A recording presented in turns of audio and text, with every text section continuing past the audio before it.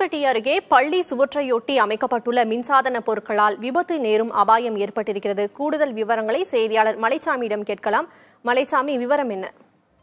அதாவது சுத்தி பார்த்தோம்னா ஆண்டிப்பட்டி அருகே சேடப்பட்டி கிராமத்துல கோவில் திருவிழாவிற்கு மின் அலங்கார கோபுரங்கள் அமைப்பதற்கு அமைக்கப்பட்ட அந்த மின்சாதன பொருட்களை அங்குள்ள அரசு உதவி பெறக்கூடிய அரசு அந்த பள்ளியின் பொருத்திருக்காங்க. மேலும் அந்த பகுதியில மின்சாதன பொருட்கள் வைக்கப்பட்டதோடு அந்த மின் ஒயர்கள் பாதுகாப்பு இல்லாத முறையில மின் ஒயர்களும் அங்கேயே வச்சிருக்காங்க. இதனால அங்க இருக்கிற மாணவர்கள் விபத்துல சிக்கிறதுக்கான அபாயம் அதிகமா இருக்கு. ஆண்டிப்பட்டி அருகே உள்ள சேடப்பட்டி கிராமத்துல அரசு உதவி மாணவ மாணவிகள் பயின்று வராங்க. இன்று தமிழகம் முழுவதும் பள்ளிகள் திறக்கப்பட்ட நிலையில இந்த பள்ளியும் நிலையில பார்த்தோம்னா அந்த கிராமத்துல அடுத்த 3 நாட்களுக்கு கோவில் திருவிழா நடைபெறுது. இந்த கோவில் திருவிழாவில்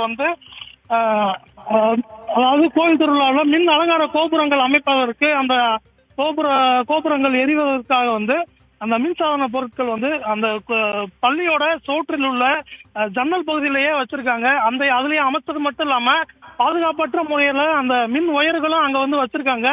அந்த இடைவேளை நேரத்துல பள்ளி மாணவர்கள் வெளியில விளையாடும் போது கையிலயோ காலையோ அந்த மின் வயர்கள் பட்டா மாணவர்கள் உயிரிழக்கக்கூடிய மிக பெரும் அபாயம் கூட ஏற்படலாம்.